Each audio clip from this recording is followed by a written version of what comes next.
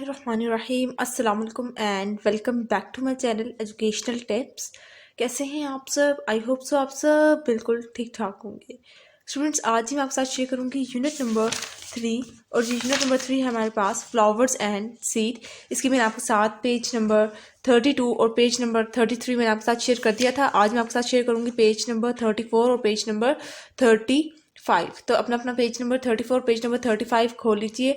Page number 34 पर हमारे पास है रिप्रोडक्शन ऑफ प्लांट्स, यानी कि प्लांट्स की रिप्रोडक्शन कैसे होती है, प्लांट्स किस तरह से रिप्रोडक्शन का प्रोसेस करते हैं।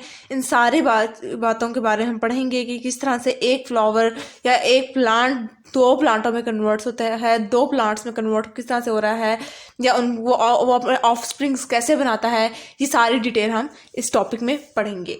Reproduction is the name of a biological process. Reproduction क्या है?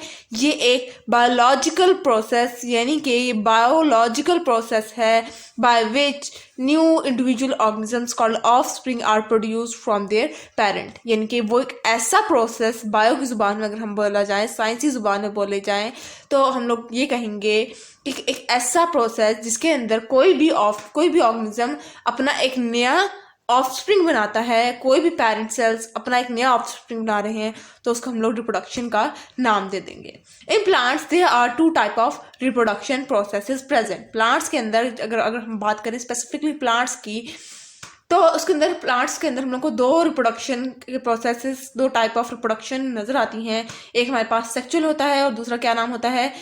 Asexual reproduction. ठीक है, अब सबसे पहले हम लोग बात करेंगे सेक्सुअल रिप्रोडक्शन की कि सेक्सुअल रिप्रोडक्शन क्या होता है। Reproduction in flowers is sexual, यानी कि जो रिप्रोडक्शन, यानी कि एक पेरेंट अपना ऑफस्प्रिंग जो बना रहा होगा और वो फ्लावर्स के थ्रू बना रहा है, यानी कि फ्लावर उसको रिप्रोडक्शन में, उसके next offspring, next generation produce करने में उसको फ्लावर हेल्प आउट कर रहे हैं, तो उसको हम लोग सेक्सुअल कह देंगे। This means that two different cells have to combine to produce a plant. यानी कि दो डिफरेंट, जब तक हमारे पास जब प्लांट के दो डिफरेंट सेल कंबाइन होंगे तब हमारे पास एक न्यू प्लांट या एक new offspring of plant produce होता है। Sexual reproduction in plant involve pollination and fertilization. अब प्लांट के अंदर सेक्सुअल रिप्रोडक्शन कैसे होती है? पोलिनेशन के थ्रू होती है और फर्टिलाइजेशन के थ्रू होते हैं। Seeds are produced after pollination. जो हमारे पास जो बीज होते हैं वो पोलिनेशन के बाद प्रोड्यूस होते हैं एंड फर्टिलाइजेशन टेक प्लेस। और जब सीड प्रोड्यूस हो जाते हैं तो फिर फर्टिलाइजेशन होती है, यानी कि एक फर्टिलाइज्ड एग बनता है। नेक्स्ट आ जाते हैं पोलिनेशन पर। सबसे पहला टाइप क्या थी? वो थी पोलिनेशन, यानी कि पोलिनेशन के थ्रू किस तरह से वो अपने ऑफस्प्रिंग्स बना रहे हैं देखते हैं। In order for reproduction to take place in the plant, pollen grain from anther must be transfer to the stigma of the flower. अब जब एक फ्लावर का एंथर दूसरे फ्लावर के स्टिग्मा में जाके, या एक फ्लावर के पोलन ग्रेन्स दूसरे फ्लावर के पोलन में जाकर लगेंगी, तो क्या होगा? इसको हम लोग सेम टाइप ऑफ फ्लावर होने चाहिए।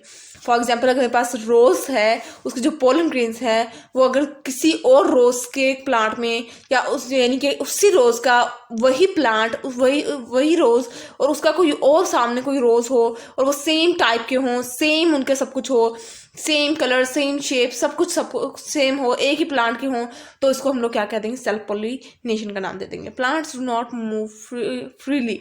अब प्लांट्स आसानी से तो मूव नहीं कर सकते, so with the help of winds और animals, pollen grain are transferred from the anther of flower to the stigma of other flower.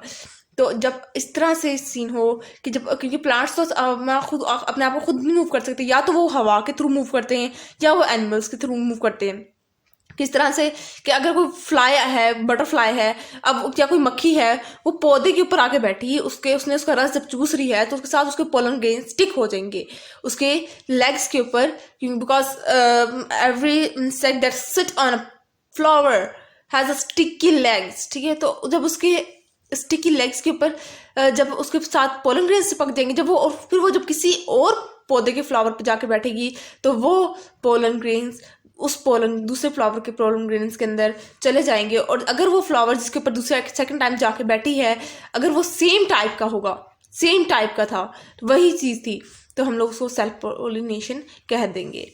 ठीक है। Self pollination, pollen is transferred from anther to stigma of the same plant, और in cross pollination pollen is transferred from anther to stigma of another plant of a same species. ठीक है, यानी कि जब कोई और प्लांट के अंदर जाके ट्रांसफर होगा तो उसको हम लोग क्रॉस पॉलिनेशन का नाम दे देंगे। नेक्स्ट आ जाते हैं, हमारे पास टॉपिक है फर्टिलाइजेशन। अब फर्टिलाइजेशन क्या है? When pollen grains land on the stigma, each pollen grain form a tube and enters the ovule. अब जब पोलन ग्रेन स्टिग्मा के अंदर जाके लैंड करते हैं, यानी स्टिग्मा के ऊपर जाके पहुंच जाते हैं, each pollen grain form a tube and enter the ovule. अब वो हर पोलन ग्रेन एक ट्यूब बनाता है जिसके थ्रू वो ओव्यूल के अंदर इंटर हो रहा होता है।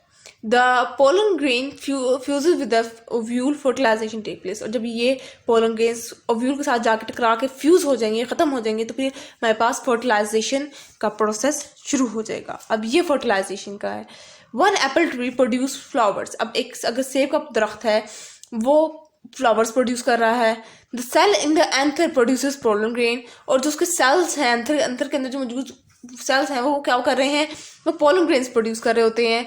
फिर pollen grains are trapped on the stigma, और फिर ये पोलन ग्रेन्स स्टिग्मा के अंदर जाके ट्रैप कर दी जाते हैं, मजबूती से पकड़ लिए जाते हैं। The pollen grains produce a pollen tube that grows into the ovule, or reproductive cell fertilize the egg.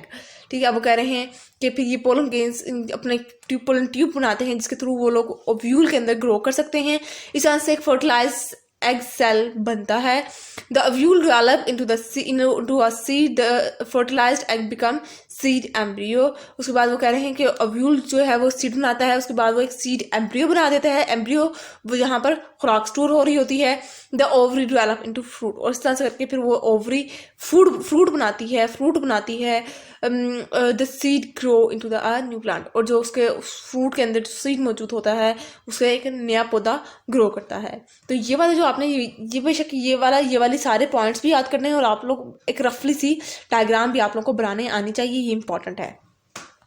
Next आ जाते हैं ये, in some plant the ovary become a large. अब कुछ प्लांट्स ऐसे होते हैं जिनकी ओवरी जो होती है वो काफ़ी बड़ी होती है।